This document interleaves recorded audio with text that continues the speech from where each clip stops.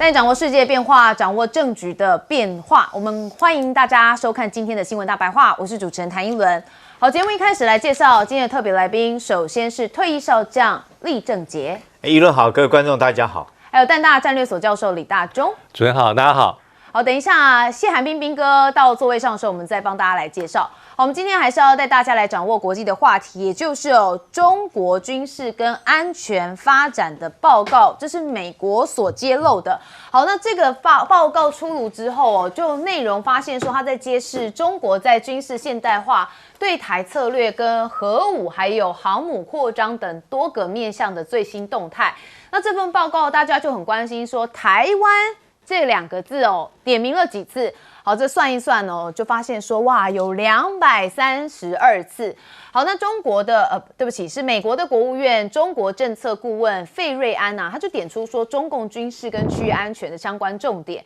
那说中共海军航母的规模要急速的扩张，核武库也快速的成长，那低当量的武器也受到关注，那走向的是预警及发射的模式。好，所以这是相关的重点。但是我们也看到了中方其实有再次的敦促美方要恪守一个中国的原则和中美3个联合公报。好，他们落实了美国领导人所做的承诺，停止武装台湾的这个危险行径，停止破坏台海和平稳定，停止向台独分裂势力发出错误的讯号。所以中方对美反制连发了3个停止的警告。好，那我们看到了这个现在对台军售创了新高，这也让中国大陆蛮不满的，所以他们也出手制裁了20家的这个美军工的企业。那我们看到了这个内容包含是因为之前对台军售，美国这边这个屡创新高，所以中国大陆在26号就以严重违反一中原则跟中美3公报，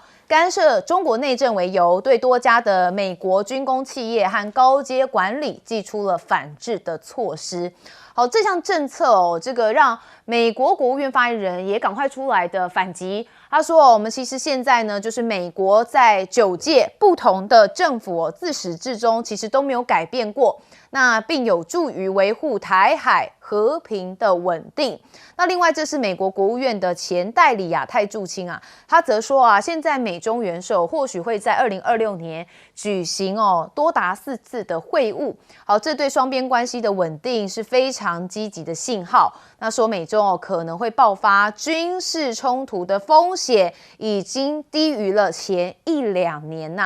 好，所以呢，台海的问题会不会影响到明年4月川普要到习近平这里来会面？然后大家也是很关注但是你可以看到现在这个报告上面点名到台湾，那确实现在大家还是很关心台海的问题。好，那解放军当然也是希望要有这个秀军事肌肉嘛，那他也有步步紧逼的态势吗？那我们看到最近因为流传在网络上据称是中国货柜武器的货船。好，这个图片蛮引起关注的您可以看到这张照片。那美国战区网站就报道说这艘搭载疑似这个模块化的货柜导弹、垂直发射装置跟自卫武器的中型货船，似乎显示了中国可能将庞大的商船转换为武库舰。那不仅是导弹发射平台的能力所以现在大家说是不是也给美国还有他的盟友带来了一个巨大的麻烦那现在五角大厦也公开了年度中国军事跟安全发展的报告。那中方的海军崛起是这个报告的另外一个亮点。好，那目前中国拥有辽宁舰、山东舰还有福建舰等3艘航母。那中国计划到2035年之前要再生产6艘的新航母，要把总数拉到9艘。好，那中国的核弹头库存在2024年的时候可以看到，虽然维持在600枚左右，但是增长的速度已经较先前放缓。那然而这并不是停滞的信号，说中国现在仍然是稳步的朝2023年拥有1000枚核弹头的目标在迈进当中。好，所以一旦中国大陆的军力起来之后，这印太的趋势跟印太的发展可能就会大大的被重塑了。好，那网络上面现在也有揭露到中国用货船改装成这个商用的武库船，刚刚我们有特别讲到，那外媒就指出说中国近年来就在这个滚装的货轮等商船军用的部分来进行发展。好，这类的船除了搭载近迫武器跟诱饵发射器，还有它的垂直发射系统也高达的是60管。那大概是这个美军伯克级驱逐舰的2/3的防空火力，那更让美国还有印太的邻国进行提防，也就是中国大陆现在已经不是过去的那样，它现在的军力的上升速度其实远出于很多的这个大国，尤其是美国的这个思考的模式。那川普这边当然也希望自己很伟大。所以我们前几天有讲到嘛，他特别取了一个自己的名字，叫做川普舰。好，那这个川普舰它是现代的大和号吗？因为有新加坡学者认为这个提案与其说是出于实际的作战考量，不如更说像是面子工程。那他把它比拟成日本2战建造的大和号还有武藏号，因为这两艘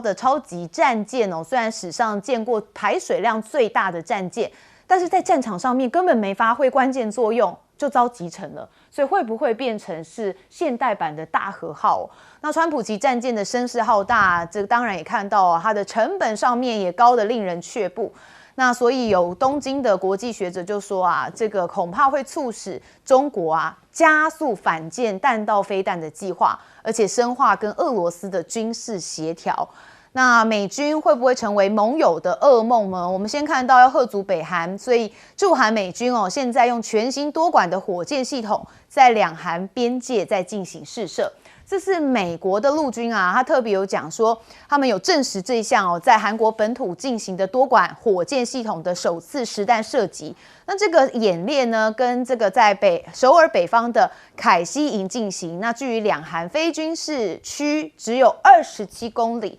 对驻韩美军的远程威胁火力有重大的提升。但问题是，美军有些地方还是让地区不满，也就是美军的基地有污染严重超标，冲绳县调查却是没有结果。好像在冲绳常常会遇到这样的状况但是美军看来在那边做大的态势蛮明显的。好，我们一样先看到台海跟中美的关系，先问彬哥。这个中国军力报告，这是川普任内，就是他2.0任内第一次出。那上次是拜登的时候，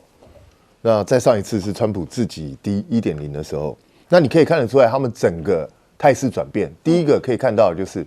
其实他们现在开始转而比较专注在西半球跟美国自己国内的事务比较多。他们对中国大陆相对的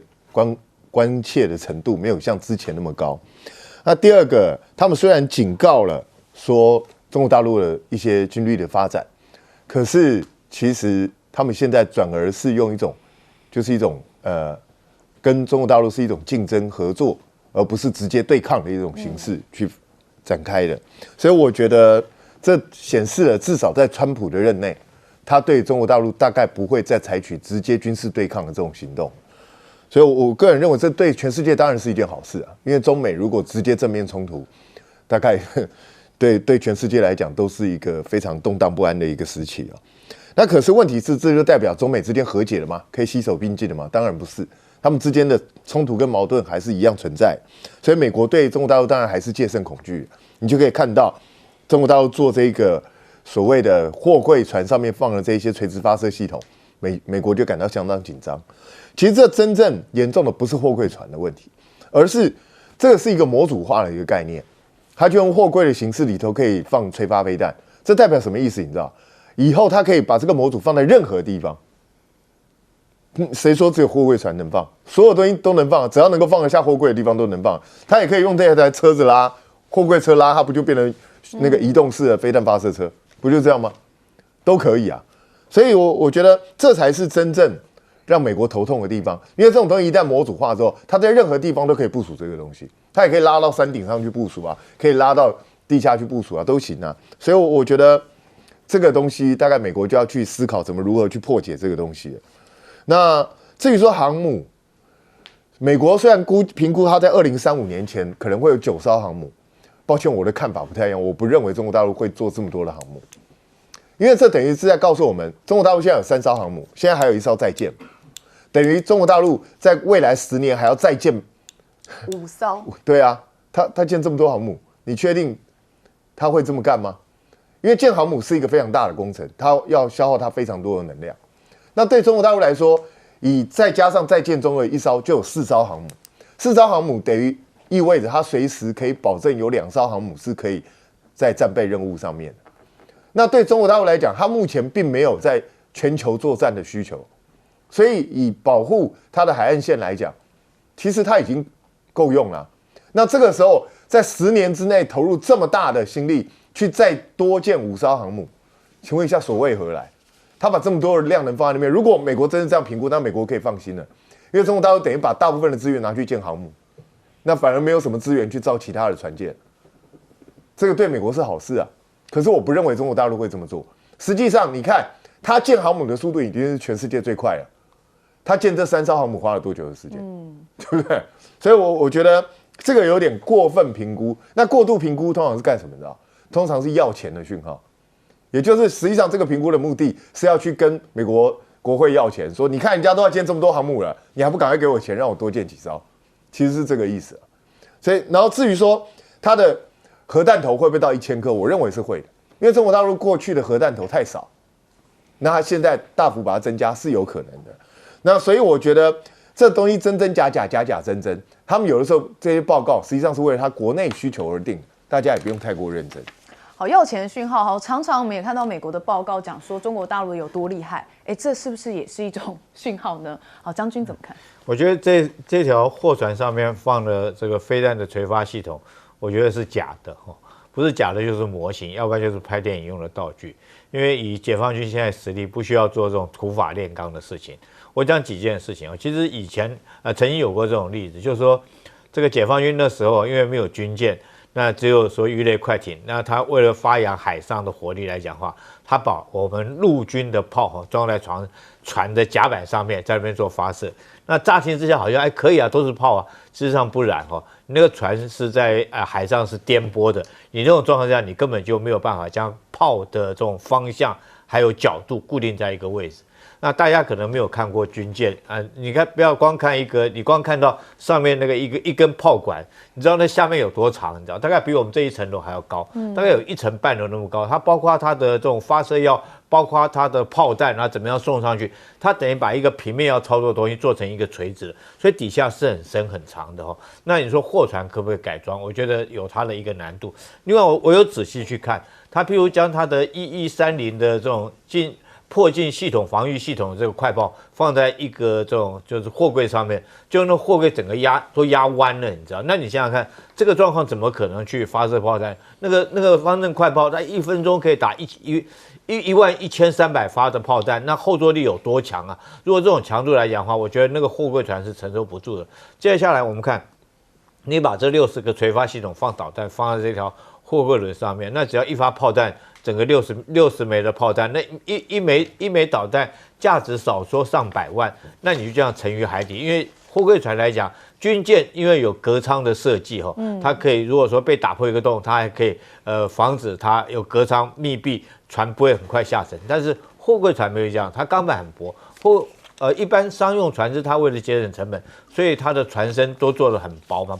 不像作战军舰要做装甲要做到这么厚，所以说只要一发炮弹甚至1枚鱼雷，可能这条货柜船就可能沉了。那沉了是不是上面的武器都沉到海里去，非常的不划算？所以我觉得这可能是解放军在那边做一个练习或者做一个模型，但真的拿来作战上面我觉得是不可行的，也应该是不会了。那以解放军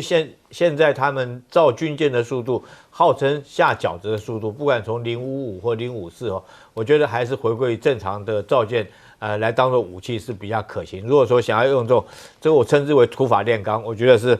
不太容易能够成功，而且我觉得以解放军现在实力来讲的话，也没有这个必要。好，大东教授怎么看？对第一个就是说因为这一次川普任内第2次对台军售，因为是大量。这个110亿美金所以当然北京一定会有一些动作跟板式但是我要强调的地方是因为从1979年我们跟美国断交之后，其实美国对台军售是常态了。只是说他卖的这个时间点、宣布的时间点，还有金额的大小，还卖什么给台湾。但是在过去其实应该是在奥巴马政府之前的军售因为奥巴马之前军售大家都是怎么讲，都是那种比较大批的捆绑的，就是他减少军售台湾的这种宣布的次数，但是可能每一笔都很大。奥巴马任内还有之前，北京大概有碰到这种军售台湾的反制方法，大概都是外交跟这个政治上的一种谴责。高强度的批判、喊话，那还有会影响到什么？会影响到美国跟这个解放军之间两军交流跟互动，因为他们很多的一些交流的窗口可能会被终止。但是到了川普的状况1.0状况就有一个重大的不同，因为川普1.0卖台湾很多东西，183亿美金，4年军售台湾11次，而且把台湾视为是有点像是美国的非北约的主要盟友所以军售台湾是比较制度化。但这时候呢，北京有个动作是过去没有的，就是开始在针对这些企业、军火商做所谓的制裁但是还没有到什么，到军火商这些高层的这个企业领导者。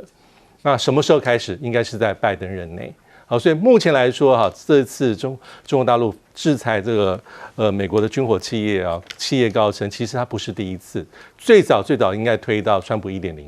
2019年是第一次制裁企业，包括比如说洛克希德马丁，还有波音防务，还有雷神公司。但是大家会问说，这样会让美国会痛吗？老实说，它的政治效应还是大过于经济效应，因为这些美国的主要的军火公司、军火商，它的主要的买家、核心的业务，老实说都不是在中国大陆境内，而是美国国防部五角大厦，而是一些美国传统的盟友跟伙伴。所以现在做的地方就是，我代表我不高兴，我高分贝的抗议。但是大家重点来了，重点是这样子会不会冲击到美中目前比较好的氛围的核心？我觉得这有待观察。到目前为止还看不太出来。所以那个董云长画面左下角这位，曾经在奥巴马任内是这个担任过亚太的首席的副驻青，到了川普1.0的时候是代理的助理国务卿他的讲法就我觉得很对了，因为目前来说因为经过这几个月美中的一个磨合，看起来兵凶战危的气氛比过去几年降低很多。所以这个我觉得未必军售谈会未必会影响到明年美中关系的大局了。以目前的北京反应来看是如此。对，那尤其是川普心中的现在核心目标就是4月我明年要到中国大陆去所以什么人都不能坏了我好事。休息一下，马上回来。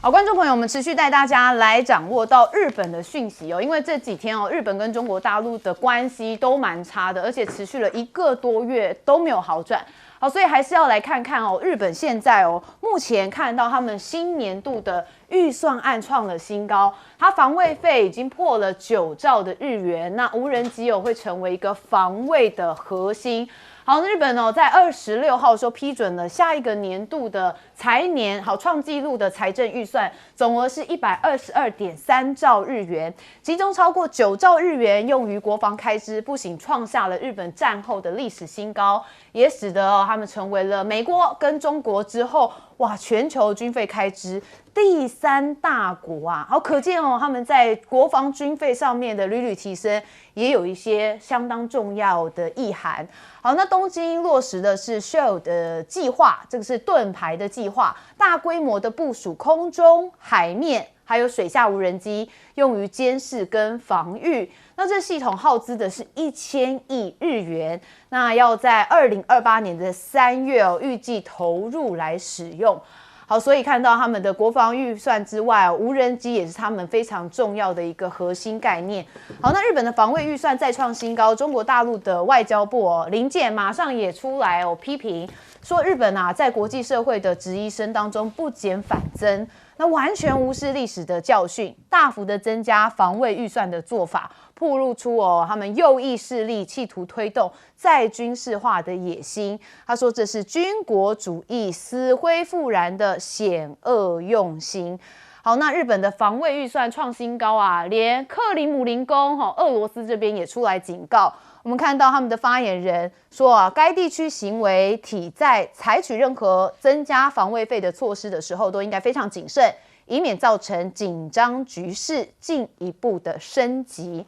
好，那原本也有一直说这个高市早苗在26号有可能会来参拜靖国神社，不过目前没看到相关的新闻露出但是呢，这个中方还是对于如果他参拜靖国神社，蛮跳脚的因为有报道就说他可能会参拜嘛，所以林健这边也是马上的就做出了反应说日方应该正视跟反省侵略的历史，要以实际的行动来体现对军国主义罪行的忏悔和对受害者的尊重，不要错上加错。好，那高市早苗会不会错上加错呢？现在他的概念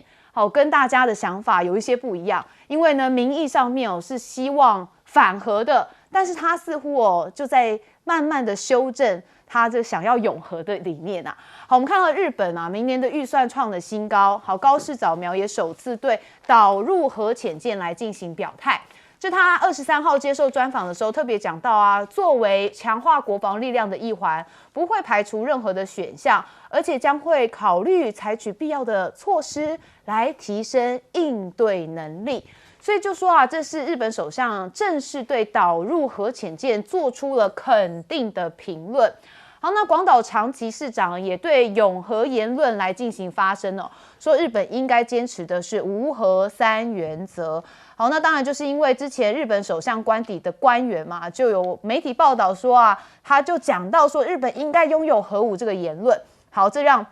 广岛跟长崎的这个敏感神经就被挑动啦。好，因为之前这个原子弹就在这区域嘛。好，那我们看到广岛市长特别讲到政府不应该被个人见解所左右，那也应该明确的坚持无核3原则。我们将继续的关注相关的动向。好，长崎市长也有特别的表态，他说政府官方的立场已经明确确认，将坚持奉行无核3原则的这一个政策方针。作为核爆受害地长崎，将继续向国内外揭露核爆的残酷真相。好，那当然因为他们是当初的这个受害，所以这个状况让他们就觉得不应该再拥有核武那当然也能理解，所以你可以看到在日本国内它有2派不同的想法。好，那当然叫嚣永和的日本高官现在被迫说负责核裁军，核爆的受害者就发声的来进行抗议这是日本长崎4个核爆受害者的团体代表举行了记者会，在首相的官邸高官有关于日本应该永和的言论发表抗议。那日本永和论说他们在践踏核爆的受害者从苦难年代走来的80年的历程他们认为是不可接受的。好，所以高市早苗要再度的永和恐怕这些这个反核的民众要思考一下他们当初受害的一些状况。好，我们看到现在日本在经济上面也是大家蛮有感觉的，因为他提出了创纪录的年度预算而且要着手的控制政府的债务，因为他现在推出了这个是国防预算到122.3兆日元嘛。那外媒的分析就说高市的内阁可能希望透过高额的预算来满足政府财政的开支，那对日本新发的这个债券进行限制，然后希望能在财政政策跟民众对债务激增的担忧情绪当中取得平衡。但是日本国债费再创新高，还是引发了市场强烈的担忧那以及日本在今年有超过2万种食品都在涨价，明年初可能再涨将近是3600种，那就意味着日本民众的生活负担是越来越重了。那也有说在令和米乱难平也就是日本的米价也创了新高好，这是日本农林水产线他们公布的数据显示，15号到21号这周，日本全国市场销售的5公斤大米平均价格是4337日元，这创下有统计以来的一个最高纪录。好，一样我们先看到高市早苗的这个部分，因为他没有收回涉台言论，所以中方持续不满。好，再加上他现在在预算上面又创新高，又让中方觉得是军国主义再次要来临。一样先问彬哥先。对，很多人去帮日本人辩护，说你中国大陆的这个军事预算是年年在飙高，那你凭什么去讲日本？你实际上中国大陆就算是日本现在增加下去的话，中国大陆的军事预算还是日本的4、5倍以上。可是问题是，请问一下，日本国土多大？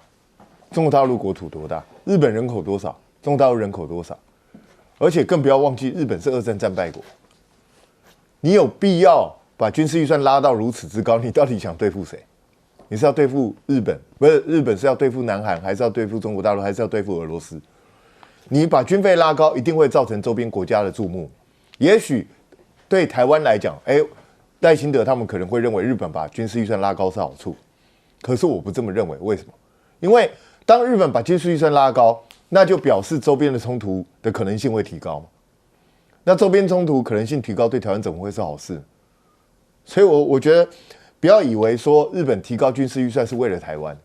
人家是为了他自己。那再来，如果日本真的跟这个周边国家产生军事冲突，对台湾也绝对不会是一件好事的。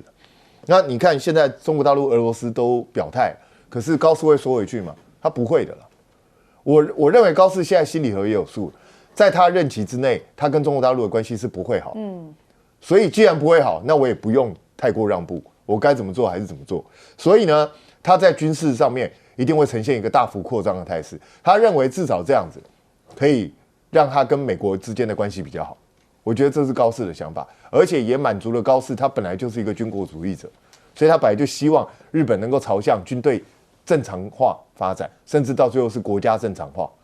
那当然，他的目标能不能达成，也要看美国的态度，因为日本是一个被美国控制的国家。那导致他现在虽然看起来好像在挑战非核3原则上面退缩了，但是这就代表他从此以后不碰这件事吗？我认为不是。他会继续去挑战，只是他在找下一个更佳的时机。我觉得日本接下来恐怕很多灾难就会开始。好，那确实现在日本在国际上面的讨论度也是蛮高的。我们要问大同教授。对，那个第一个是我们通常在看一个国家的国防预算，大概就有三种比较常看的数字。第一个是你成长率了，就是今年比跟去年比，明年比跟今年比。第二个就是说你的国防开支占中央政府总开支的比率。第三个，大家我们也常常在看占 GDP 的比例是多少。那现在这一次这个日本最新的2026财政年度这个防卫预算大概是780亿美金，换算成美元的话，大概是占中央政府总预算总开支的7.4%左右。这的确是历史的一个高点。那另外一个就是 GDP 的2%，其实高市早苗任内已经会大步的往前，更早会让它实现。那先讲第一个就是防卫开支占中央政府总预算的7点多，算高还低呢？我们回顾一下，在冷战后期，大概在1980年代的时候，当时的比率大概是6到6.5%，已经是蛮高的。但是因为冷战结束之后，还有后来日本的这个经济有迟缓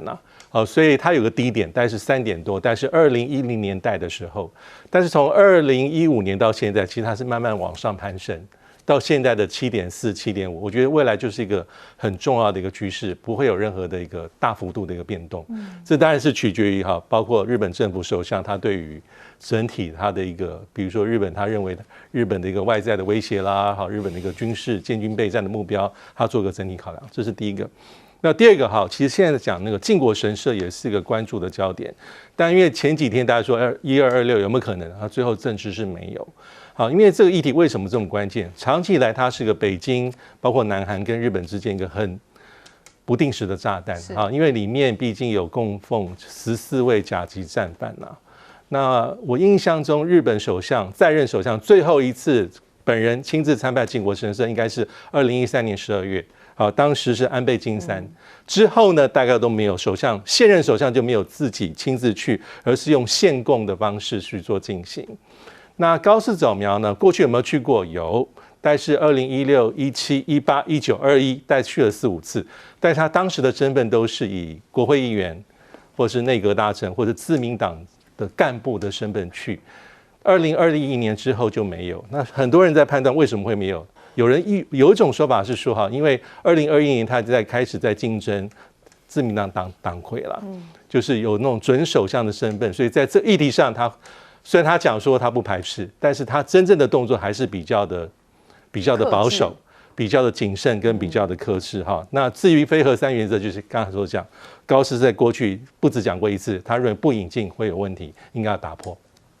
好，确实，因为我觉得高市早苗的他的思想方式原本认为他是不会碰触到靖国神社敏感的问题，但是看到他一连串的动作，又觉得他会去，就现在在这个26号时间点没有，但现在没有不代表以后没有，所以我们持续关注。将军，我觉得日本它的国防预算如果已经拉升到这个9兆日元来讲的话，也就是占它 GDP 的这种2%哈，甚至于他们放话说将来要提升到 GDP 的3%，那数额更高。如果在这种状况下，到底美日安保条约还有没有必要存在？因为它事实上它的军费支出不见得比美国要少。那在这种状况之下，是不是这个美国就没有必要再提供它安全的保护、安全的必要？我觉得这也是美国所希望的哈。因为美国我们看到，从前一阵子他们自己所发布的美国国家安全战略来看的话，美国当然希望说是他将自己优先在自己美国本土的防卫，而不要再扮演世界警察。那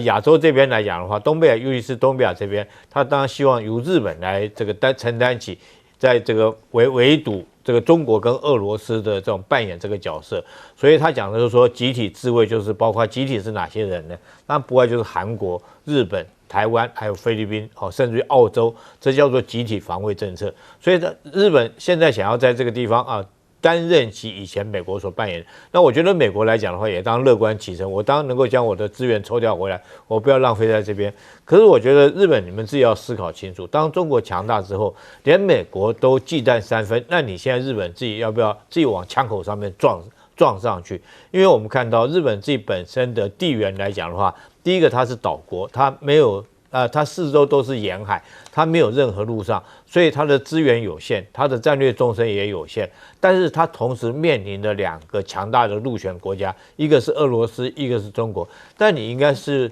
你国家安全要思考的是怎么样跟这2个陆权国家能够好好的相处，避免兵凶战危，而不是即兴挑衅方面造成这2个国家对你来讲的话会担心、会紧张、会认为说是你军国主义复辟。事实上，因为你跟不管是俄罗斯或中国，你都跟人家打过仗，对不对？俄罗斯来讲的话，那时候这个日俄战争在我们中国东北地区打的仗，那中国来讲被你侵略了这么多年。可是历史上面所有战史事实证明一件事情：当你只是一个狭小的一个海权国家，你想要去挑战一个具有大陆纵深的这个2个军事陆权的强大国家，你很可能是自己踢到铁板上面。因为从几件事情就可以证明嘛。第一个，我们看到当时德国去入侵苏联，那时候苏联武器虽然比较落后，他一边打仗还一边生产，可是最后还是将德国击败了。那日本来讲也是一样，他虽然说当年曾经打败过俄罗斯，也曾经这个侵华战争打了半年，但是最后来讲，他还是整个溃败，造成他现在20世纪大战的一个战败国。所以我觉得日本要思考的是你怎么样跟这2个大国相处，而不是去挑衅他们。好，确实现在这个日本的状况其实危机还未解啊。那他当然又有国内的部分，那他自己高市早苗的民调还是非常的高所以这个部分可能还会再持续个1-2年左右，有些人认为是以上。好，我们休息一下，马上回来。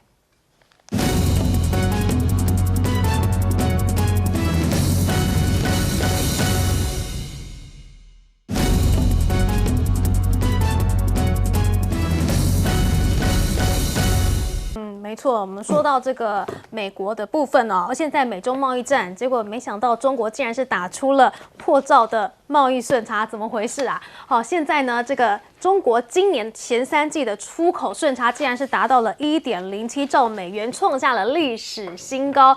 这会不会也导致川普慌了呢？那么中国的出口呢，自从跟美国打贸易战之后呢，是转向了东协跟一带一路，所以这个今年前11个月呢，出口美国的金额的确是年减了16.9%，但是这些流失的订单呢，马上就由东协啊、欧洲还有非洲市场给补上了。所以现在啊，哇，川普真的是难受了，美国也是难受了，因为现在中国正逼着成为世界第一，那么美国就面临了一个两难啦，包括了到底要不要让人民币升值。好，如果不让你人民币升值的话，那这个贸易逆差就问题无解了嘛，国内的制造业还有蓝领选民的压力也越来越大。但是如果让你人民币升值的话，那美国世界第一的虚名就不保了，政治象征意义和全球领导信心的崩塌是无法估量的。而高盛也说了，说呢，人行表述呢，他们是倾向人民币走强的，未来12个月呢可能会看至6.85。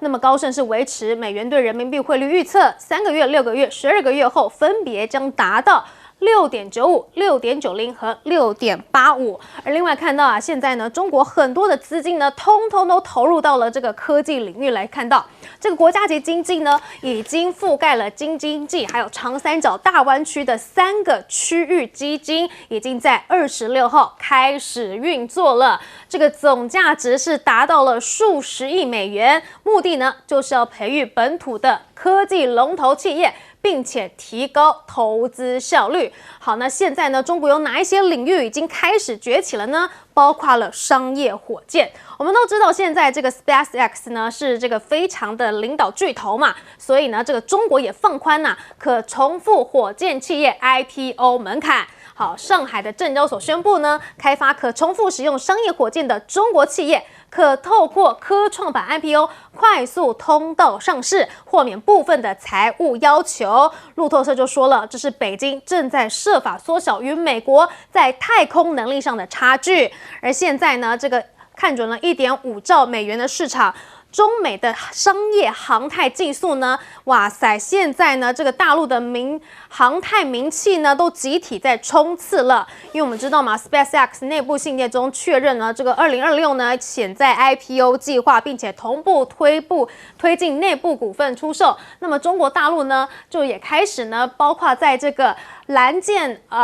航天还有星河动力等企业 IPO 辅导状态上面呢，都悄悄的把它更新为完成。并且宣告2025年成为中国商业航太资本化元年。那中国就是要采取国家队加民营队双轨并行，在这个航太市场规模呢，今年要突破2.8兆人民币。那如果2029年全球2%的算力迁至太空的话，那也会带动6800次的火箭发射。好，除了航太之外呢，我们来看到 GPU， 第3大中国国产通用 GPU 厂商也要冲刺 IPO 了哈。目前呢，中国第一的GPU 呢是这个摩尔线程，第2的呢木星呢，通通已经陆续 IPO 了。那现在第3名的天数智新呢，也已经通过聆讯并公布招股书了。它的2024年收入大概是186%，那么今年上半年收入已经达到了3.24亿，同比增长了64.47%。与摩尔线程全功能 GPU 不同，它呢是更聚焦在通用 GPU 上，那么优先瞄定在 AI 训练和 AI 推理这2个最现实也最刚性的需求上面。另外来看到在量子技术的部分，哇，中国呢也是在这个领域呢达到了一个关键里程碑。好，这个是中国科学技术大学的院士团队基于超导量子处理器祖冲之3.2号，成功跨越了量子纠错的容错阈值，成为了美国之外首个继谷歌之后呢，全球第2个实现这个关键里程碑的团队。而且这个效率呢，甚至还超越了谷歌哈。所以我们看到这个中国很多的资金都投入了科技，然后在很多的领域呢，都要超越美国了吗？请教帅将军。首先，我们要观察中国这几十年来的经济发展跟它以前的问题。我记得早年呢，大部分的企业是靠国营企业，国营企业做了几年以后，多少年以后，就产生了它的短板。第一个，编制过于庞大，人员过多，通路不通，技术没办法创新。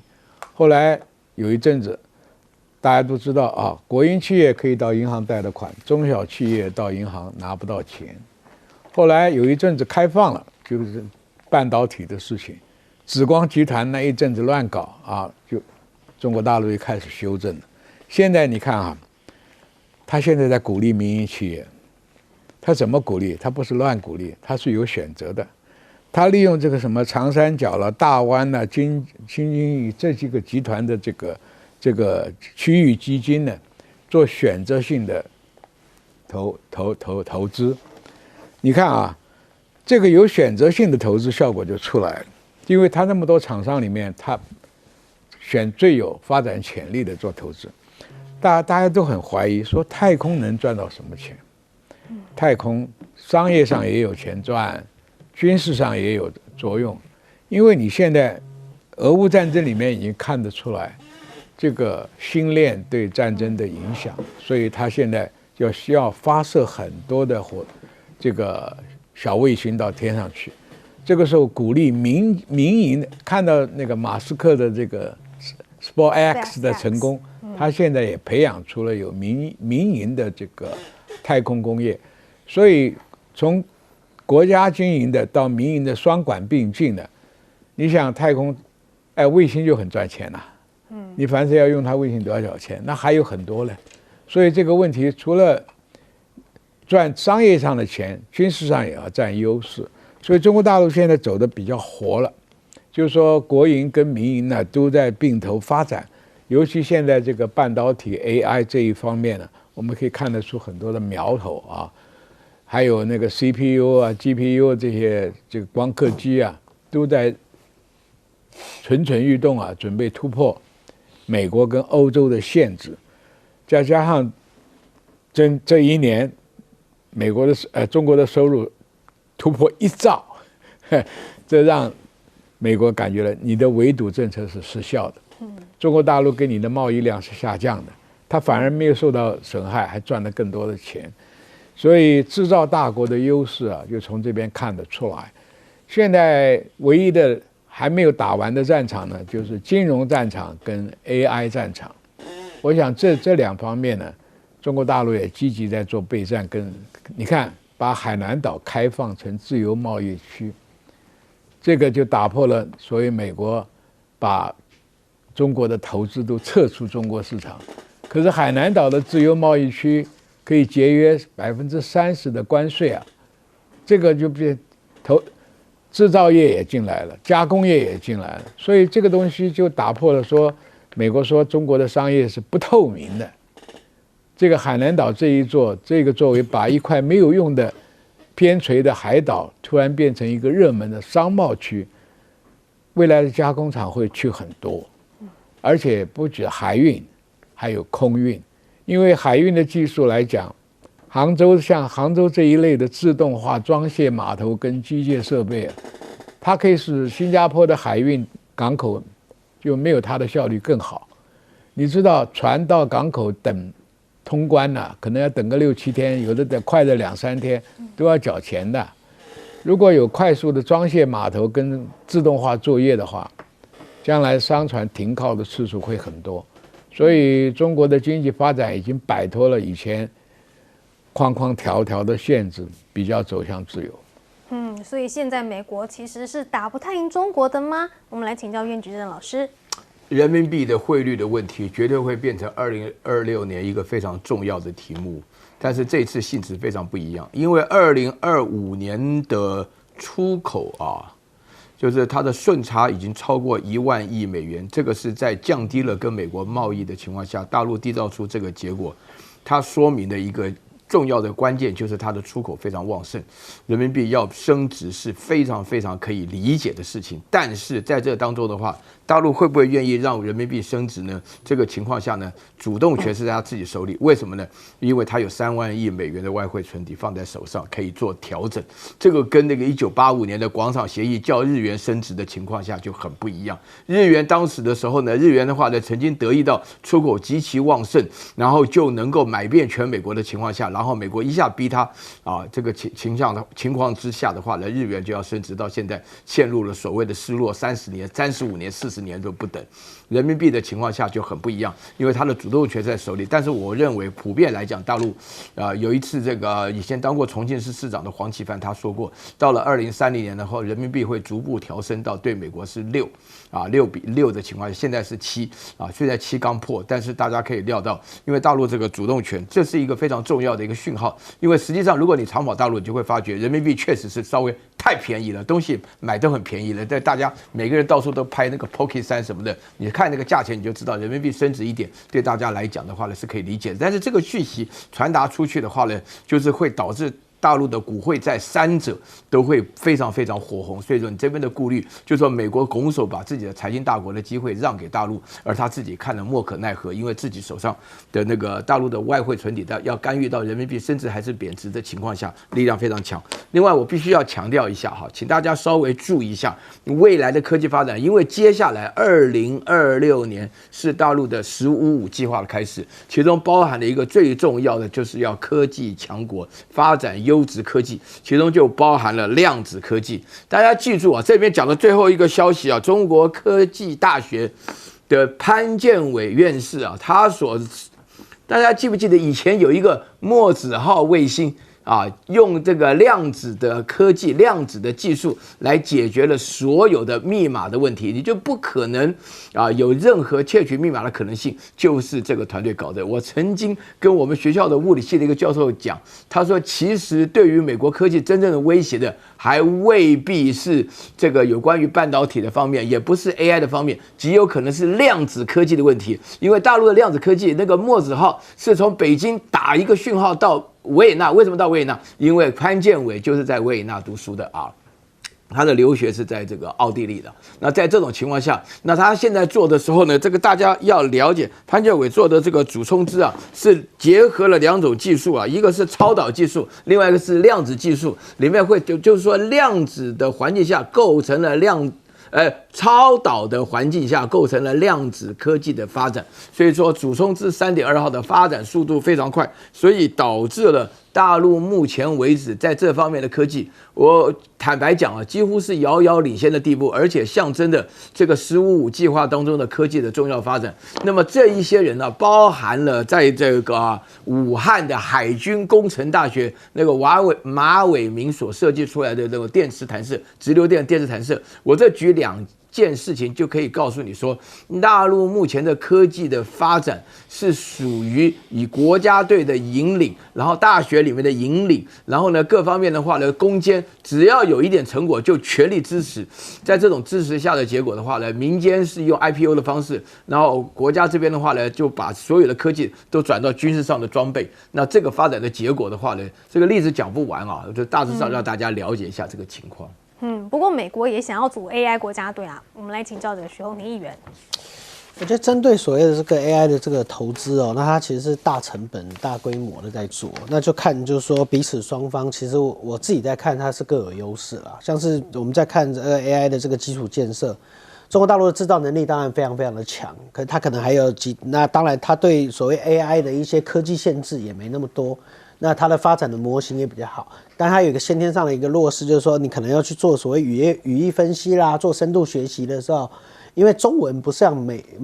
不像英文这种 precisely 中文它需要用段落跟语调，所以他在做语义分析的时候，他要多分析几个，那这个算力的需求就会比这个纯算这个英文的这样的一个推算速度要稍微的再长一点。但美国在针对这上面，它也有很多的问题比如说他们写过的说，包括电力的限制啦。这个晶片上面的这样的一个制造的这样的一个缺憾，然后还有所谓的这个他们对所谓 AI 的科技政策，他们有设定一些不管是道德的标准隐私权的标准这些。那所以这个坦白讲，我认为现在我们在看这样的一个状况的时候，就中美确实进入了一个马拉松的这样的一个阶段。那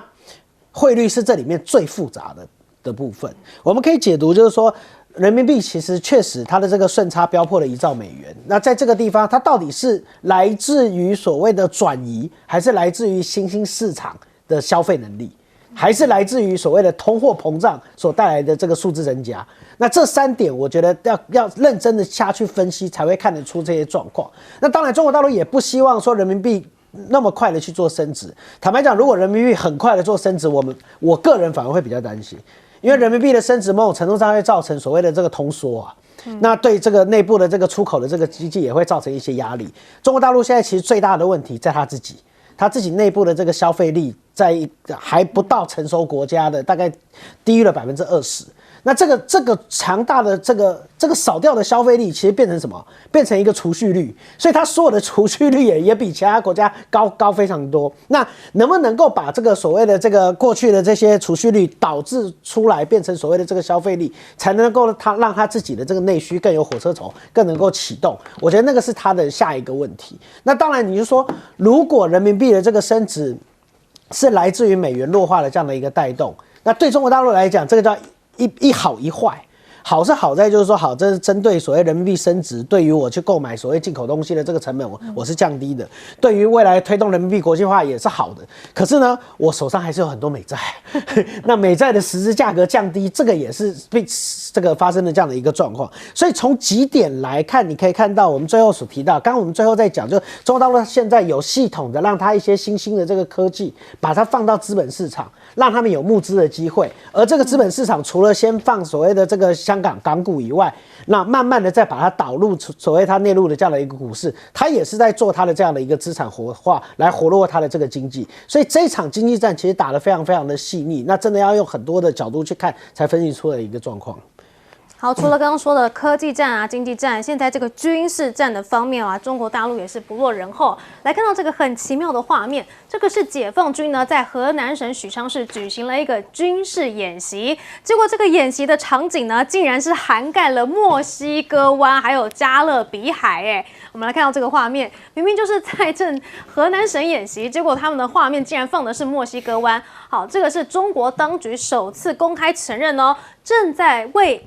在美国进行潜在的军事行动来做准备。好，这非常的罕见哦。而且这次的演习时间点呢，恰好就是川普他宣布呢，美国海军将接收川普级新型战舰的时候。而除此之外啊，中国大陆还有现在的这个货船也改成是军舰吗？我们来看到这个画面哦，这看起来呢就像是一艘普通的货柜船，但是呢，其实很多的大型军事装备呢都直接被安装在这个货柜船上的货柜上面。那么这个包含了垂直的发射系统啊，还有旋转式的相位阵列雷达，以及超视距雷达，还有近迫武器系统与诱饵发射器等等，就引发外界高度关注了。说呢，这是不是中国啊正在测试把这个民用的商船呢快速转化为军事作战平台的能力？不过这个照片的实际拍摄时间点是没有获得确认啊，但是这个地点已经被发现是在这个上海的沪东中华造船厂船坞，而这一个照片呢也显示了这个货船就停在四川号的附近。那专家也说呢，这艘上海货船的案例呢，可能是一种呢在战时能够迅速扩充舰队规模，而且极具成本效益的方式。这已经远胜于造价昂贵而且过时的川普级舰队了。好，另外来看到这个五角大厦也称啊，除了这个航舰之外呢，中国正在部署能够打击到美国西岸的洲际反舰飞弹。好，这个是地图显示，这个东风27的打击范围呢，是涵盖了整个印太地区，甚至是到了美国西海岸的大部分地区。而中国呢，已经部署了同类反舰系统，使北京能够在超出其现有巡航导弹、超音速导弹和高音速导弹射程上的距离，对于船舰来构成威胁。可以看到这个距离，哇塞，真的是非常的大，已经到了这个美国的西海岸的部分了哈。那么除此之外呢，美国自己的内部也有很大的问题，那是什么呢？就是因为他们没有稀土嘛。现在呢，美国强大的国防工业复合体目前是命悬一线，像是这个 F-35第5代的隐形战机，以及战斧的巡弋飞弹，他们都需要关键重稀土磁铁，但是唯一的来源呢，竟然是数十年前在法国已经破产、工厂遭遗弃的一个山废料堆，竟然去用废料来维持运作。而更令人忧心的是呢，这一批山废料只能够供应美国国防产业不到1年。除此之外呢，目前是没有其他可靠的替代供应计划的。好，不止如此啊，现在五角大厦也监督不力 F-35战机。好，现在有发现呢，去年有半数的时间呢都是无法执勤的。这是路透社的报道，说国防部监察长办公室的最新报告显示啊，美国海军空军和海军陆战队装备的 F-35系列战机，去年竟然有一半的时间都无法飞升空，再次创下了该战机出动率的新低。而现在呢，不只是缺人、缺军机啊，美国决定要把这个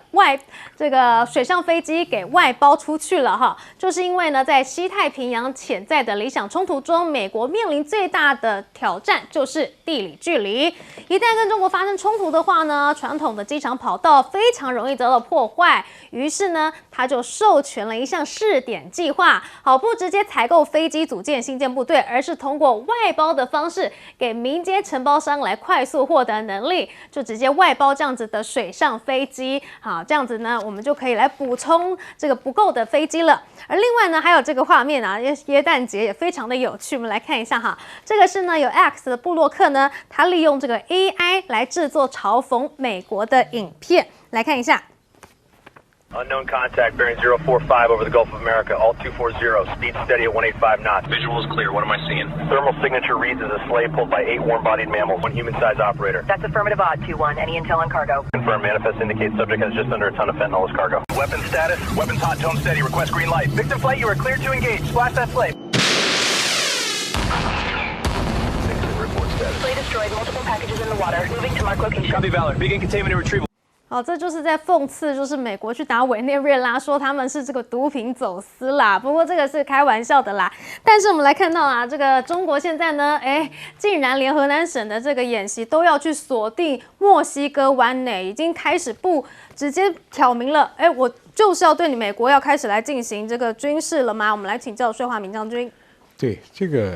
其实这个一点都不奇怪啊。我们在台湾的国防大学受训的时候，我们作战的地图都是中国大陆，不是在本土啊。这是一种训练。自从解放军有了蓝水海军呢，它的作战区当然要换很多地方做一个沙盘推演。何况他上一次在墨西哥跟古巴附近都做过军演了嘛，他的远洋舰队也可以到达那些地方。这是用不同的水域做不同的想定，这是一个战术上的一个磨练，也是一个讯号，就是说他也参加了世界上海权的争霸的能力，就是我有不一定用。那么第二个呢，他敢这样做呢，也跟他飞弹的射程可以涵盖墨西哥湾啊，或者任何一个地方，就是说解放军的海军的船舰呢，可以获得陆基飞弹的这个资源跟掩护，所以它的作战半径就可以扩大到很多。第三个，美国为什么要发展水上飞机？你记不记得前年我就讲了，美国把陆战队撤散了，变成滨海战斗团，把它从日本的这个奄美大岛了、琉球了、跟那石环岛了、宫古岛了这些岛上，把陆战队的小单位带了飞弹在那里。那你给他补给怎么办呢？靠直升机运载量很小，你要靠机场。这些小岛第一个是没有机场，有了机场也很容易遭到解放军的飞弹的破坏，就像台湾的机场的跑道是很脆弱的，所以你飞弹再厉害，不能把海平面打掉吧？所以水上飞机就变成一个非常廉价而且有效的一个着陆的一个场地嘛。所以对这些小离岛的补给，将来这个水上飞机将来绝对是个主力。它只有一个限制因素，就是海象不好，这个风向跟浪高太高，有碍于这个水上飞机的降落。那水上飞机它现在这次用商购或者外包，它是支援它的小离岛的一个作战因素。第三个最严重的问题就是稀土的问题。F-35B 啊，因为它要垂直起降，它飞机上的零副料件跟设备就比一般的喷射机要来得多，而且复杂。因为它要做转换这个喷射的力量，它这个容易产生故障。再加上 F-35B 大部分布置在航空母舰上，这个海风跟盐的侵蚀性也很强，所以它几乎到50%的飞机的妥善率啊起不来，加上零件补给不上的时候，它就会怎么样？3架里面去抽1架零件去，我们叫杀肉啊，补这个飞机，所以这样子会造成停飞的飞机很多。我们国军以前也有这种经验，营长、旅长的座车用的最多，那零件补给不上怎么办？把侦察车、其他后勤车就拆上来。所以 F-35B 今天陷入这个问题，一个是侵蚀性，第二个是零副料件的补给不到位，第三一个它设计过于繁复，会造成这个故障率低，这个是可见的事实了。换句话说，它航母的战斗力就降一半。好，我们先休息一下，广告之后马上回来。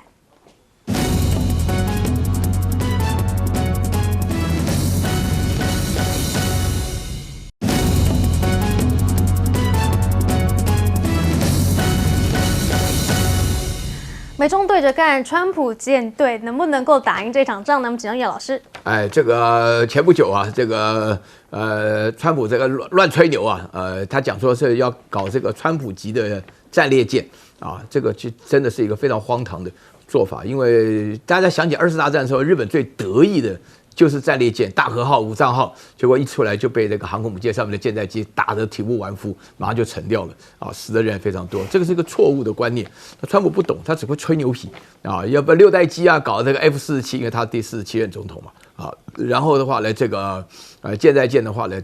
但是我必须要强调，军事科技的话呢，是靠国家的整个建设的力量来发挥，不是靠这个领导人的意志啊来发挥。这种领导人意志发挥是属于那种蛮荒时代还有用啊，那现在就基本上就不可能了。另外的话呢，大陆确实是那个要锁定美国，就是弹道飞弹的 ICBM 的话呢，就是已经很明显。这刚刚提到了那个有关于这个中国军力报告的里面就提到，就说有100多个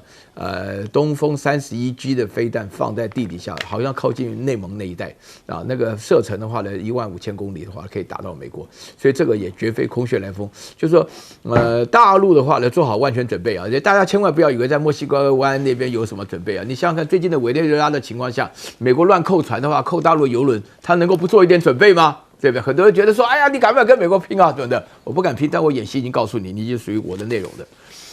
跟大家聊一下这个稀土的问题啊，为什么稀土的问题是绝对严重的呢？因为我自己啊就喜欢问嘛，我们有这个物理系的老师专门做稀土磁铁的，这个稀土呢本身呢，如果在没有芯片、没有半导体的话呢，这个社会会变笨一点。但是如果没有稀土的话呢，这个社会呢会完全停摆，尤其是军事的科技。那大家可以了解到，这个稀土呢里面涉及到呢，稀土不稀奇哈，它也不是土啊，它是一种稀有的矿产。这个矿产的话呢，17种啊，8种的话呢，这个中稀土，9种重稀土。那这个里头当中的话呢，把这个稀土的矿产拿出来提炼。啊，生产的矿产、提炼的技术，还有提炼的东西在哪里的发展，尤其是军事科技上做火控雷达啊，做各种来讲啊，那么大陆的这个军事的科技上遥遥领先，所以美国没有稀土是不行的，美国也因此不得不跟大陆直接协调一下。好，我们先休息一下，广告之后待会回来。中国公开在墨西哥湾进行军演吗？我们请教徐荣庭议员。我想这个模拟战哦，其实让大家蛮注目的，主要原因是因为它是央视自己主动做披露哦，那它的时间点大概就是在圣诞节这样的一个时间。